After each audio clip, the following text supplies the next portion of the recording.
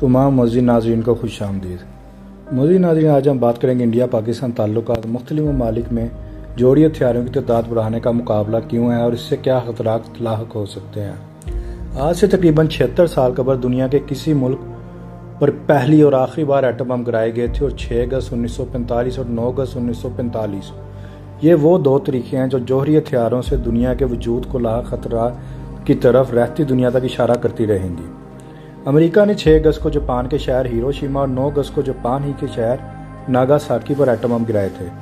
Atom bomb इंसानियत को किस तरह तबाह कर सकता है, इस बात के शवाहिद हिरोशिमा और नागासाकी आज तक दे रहे हैं। वहां के लोग 76 साल गुजरने के बाद भी जोहरी हमले के असरात से बाहर नहीं आ सके। इस तबाही को आंखों से देख लेने के बावजूद आज भी दुनिया के 9 ममालिक के पास 13,000 से ज्यादा जोहरी हथियार मौजूद हैं, जो उन हथियारों में से हर एक हथियार इससे कहीं ज्यादा तबाही फैलाने की सलाहियत रखता है जो दुनिया ने हिरोशिमा और नागासाकी में 76 साल कबल देखी। स्वीडन के think tank Stockholm international research institute ने अपनी सालाना रिपोर्ट जारी की है, जिसमें जोहरी हथियारों से मुतल्लिक बहुत सी अहम मालूमात शामिल हैं। इस रिपोर्ट में बताया गया है कि चीन और पाकिस्तान जोहरी हथियारों के मामले में इंडिया से बहुत आगे हैं। ISPIR की रिपोर्ट में कुछ अहम नुकात दर्ज झेल हैं। सन 2021 के आगाज में जोहरी सलाहियत के हामिल 9 ममालिक अमरीका, रूस, चीन, बरतानिया, फ्रांस, इसराइल, पाकिस्तान, इंडिया और शुमाली कोरिया के पास तकरीबन 13,080 जोहरी हथियार थे। ये हथियार इस तादाद से कुछ कम है जिसका अंदाजा सप्री ने सन 2020 के आगाज में लगाया था। इनमें से 3,825 एटमी हथियार फौरी तौर पर किसी भी किस्म की कार्रवाई करने के लिए तैयार कहे जाते हैं। गुज़िश्ता साल इनकी तादाद 3,720 थी। इन 3,825 हथियारों में तकरीबन 2,000 जोहरी हथियार अमेरिका और रूस के हैं, जिन्हें हाई अलर्ट मोड पर रखा गया है। इसराइल के पास तकरीबन 90 और शुमाली कोरिया के पास 40 से 50 जोहरी हथियार हैं। शुमाली कोरिया ने गुज़िश्ता साल के मुकाबले में तकरीबन 10 नए जोहरी हथियार बनाए हैं और इस वक्त इनके पास 40 से 50 जोहरी हथियार हैं। चीन ने गुज़िश्ता साल के मुकाबले में 23 नए जोहरी हथियार बनाए हैं और अब इनके पास तकरीबन 350 जोहरी हथियार हैं। पाकिस्तान ने गुज़िश्ता साल के मुकाबले में 5 नए जोहरी हथियार बनाए हैं और अब पाकिस्तान के पास 165 जोहरी हथियार हैं। इंडिया ने गुज़िश्ता साल 6 नए जोहरी हथियार बनाए और अब इनके पास तकरीबन 156 जोहरी हथियार हैं। ये रिपोर्ट मंजूर आने के बाद ये सवाल मुसलसल पैदा हो रहा है कि मुख्तलिफ ममालिक में जोहरी हथियारों की तादाद बढ़ाने का मुकाबला क्यों हो रहा है और इसके क्या खतरात हो सकते हैं। मज़ीद नाज़रीन, हथियारों की तादाद में इजाफे को रेस या मुकाबला कहना मुनासिब नहीं, क्योंकि हमें यह समझना होगा कि जोहरी हथियारों की तैयारी एक मुस्तकिल अमल है। ये मुमकिन नहीं है कि कोई मुल्क अचानक जोहरी हथियार बनाना बंद कर दे और कुछ अर्से बाद दोबारा शुरू कर दे। अगर हथियारों की तैयारी एक बार रुक जाती है तो दोबारा हथियार साजी के लिए सारी कार्रवाई फिर से शुरू करनी पड़ेगी, लिहाजा इसको मुकाबला करार देना मुनासिब नहीं होगा। अगर हम इंडिया, पाकिस्तान और चीन की बात करें तो ये तीनों पड़ोसी ममालिक हैं और तीनों एटमी ताकत के हामिल हैं। इंडिया, पाकिस्तान और चीन की सूरत बहुत अनोखी है। दुनिया में जोहरी ताकत से लैस बहुत कम ममालिक ऐसे हैं जिनकी सरहदी तनाज़ात तकरीबन हर वक्त मौजूद रहते हैं, ख्वाह वो फायरिंग के जरिए हो या किसी और जरिए से। पाकिस्तान और चीन वो दो ममालिक हैं जहाँ एटमी हथियारों का कंट्रोल बुनियादी तौर पर फौज के हाथ में है और ऐसे में सूरत इंडिया के लिए और भी खतरनाक हो जाती है। एक और बात पर गौर करने की जरूरत है कि पाकिस्तान और चीन न सिर्फ फौजी इत्तेहादी हैं बल्कि किसी न किसी तरह जोहरी इत्तेहादी भी हैं। ऐसी हसास सूरत में जोहरी असले में तखफीफ की बात सिर्फ एक नजरियाती ख्वाह भी दिखाई देती है। पाकिस्तान का जोहरी प्रोग्राम नेशनल कमांड अथॉरिटी के ज़ेरे इंतजाम है, जो जोहरी पॉलिसी से मुतल्लिक फैसला साजी का आला तरीन इदारा है। इस अथॉरिटी के सरबराह वज़ीर आज़म करते हैं, जबकि 4 फौजी अफसरान के अलावा 4 वफाकी वजीर इसके अरकान में शामिल हैं। इन अरकान में से एक चीफ ऑफ आर्मी स्टाफ है, लिहाजा फौज के जोहरी फैसला साजी पर असरअंदाज होने का कोई इम्कान ही पैदा नहीं होता। दूसरी जानिब पाकिस्तान और चीन के दरमियान दफाई और जोहरी इत्तेहाद के बारे में बात करें तो पाकिस्तान और चीन के दरमियान गहरे फौजी स्ट्रेटजिक ताल्लुकात कायम हैं, जो कि फौजी और स्ट्रेटजिक अहमियत के तमाम शोबों को अहाता करते हैं। अगर मगरब और दीगर ममालिक की तरफ से आयद करदा इल्जामात पर यकीन कर लिया जाए कि पाकिस्तान और चीन जोहरी इत्तेहादी हैं, तो ये याद रखना जरूरी है कि पाकिस्तान ने जोहरी हथियारों की अपनी अहम तरीन कामयाबी चीन की मदद के बगैर और मगरबी इदारों की सेंट्री फ्यूजेस की टेक्नोलॉजी के जरिए यूरेनियम की अफजोदगी करके हासिल किया। अलबत्ता इस बात के वाज़ेह इशारे कि पाकिस्तान ने जोहरी डेटरेंट के अहम तरीन जुज़ यानी ज़मीन में मार करने वाले मिसाइल की तैयारी में चीन की मदद हासिल की। इनमें से कुछ मिसाइल मगरबी इंटेलिजेंस के मुताबिक चीनी मिसाइलों की तब्दीली शुदा शक्ल है, पाकिस्तान के जौहरी डेटरेंट का अहम जुज़ या हिस्सा है। ये बात भी काबिल गौर है कि जहां एक तरफ दुनिया गुज़िश्ता 2 बरसों से महलक वबाई मर्ज कोविड से लड़ रही है, वहीं दूसरी तरफ जौहरी हथियारों पर बेदरे खर्च किया जा रहा है।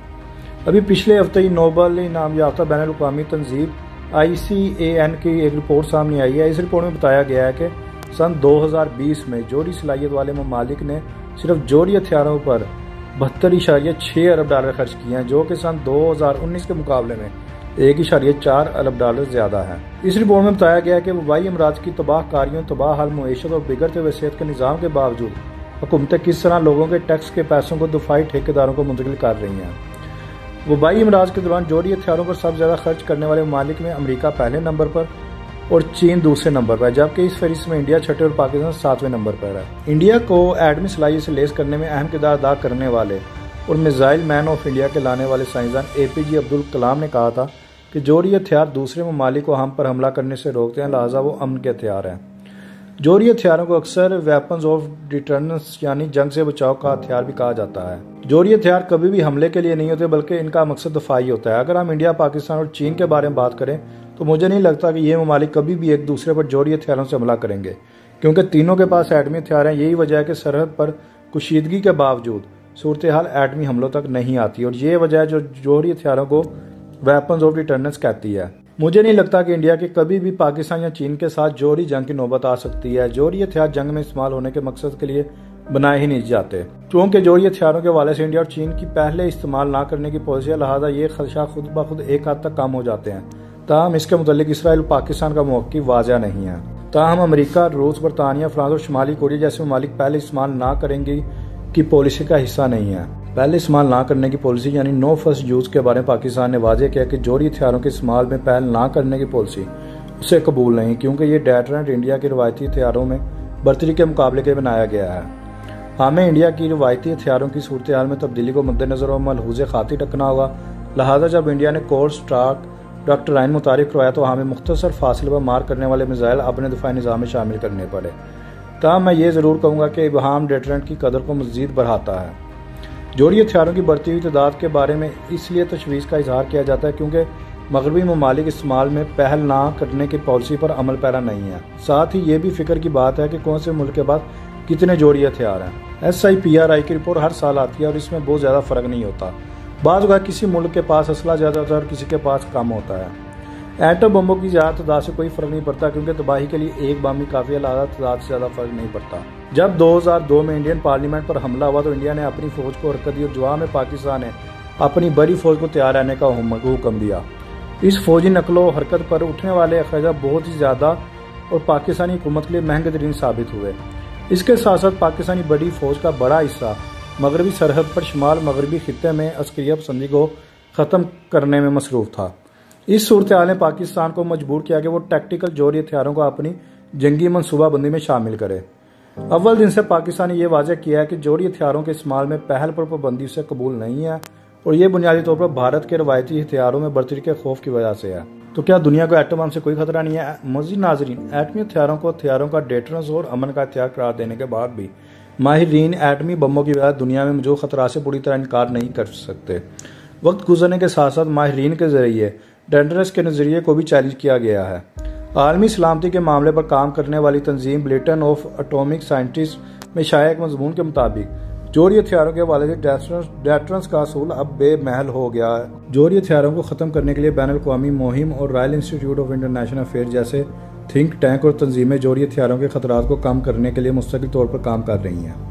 इसके अलावा जौहरी हथियारों को महदूद करने के लिए वक्तन फ़वक्तन मुआहदे भी होते रहते हैं। मसलन जुज़वी तजर्बा पर पाबंदी का मुआहदा, PTBT, जौहरी अदम फैलाव का मुआहदा, एंटी बैलिस्टिक मिसाइल मुआहदा, जौहरी तजर्बात पर वसी और जामिया पाबंदी का मुआहदा। बहरहाल ये ज़रूरी नहीं है कि तमाम जौहरी ताकतें इन मुआहदों पर दस्तखत करने पर राज़ी हों। जौहरी खतरात को कम करने की तजावीज़ में कहा गया है कि इसके लिए जौहरी हथियारों से लैस ममालिक के रहनुमाओं को आपस में इत्मीनान पैदा करना होगा। क़यादत को सफारती हल की राहें तलाश करनी होंगी और अमली अंदाज अपनाना होगा। जौहरी खतरे को कम करने का एक ही रास्ता वो ये है कि पुरतशद्दुद मामलात को सफारती बातचीत के जरिए हल किया जाए, क्योंकि ये तसव्वुर करना मुश्किल है कि कब पुरतशद्दुद तनाज़ा ख़तरनाक शक्ल इख्तियार कर ले।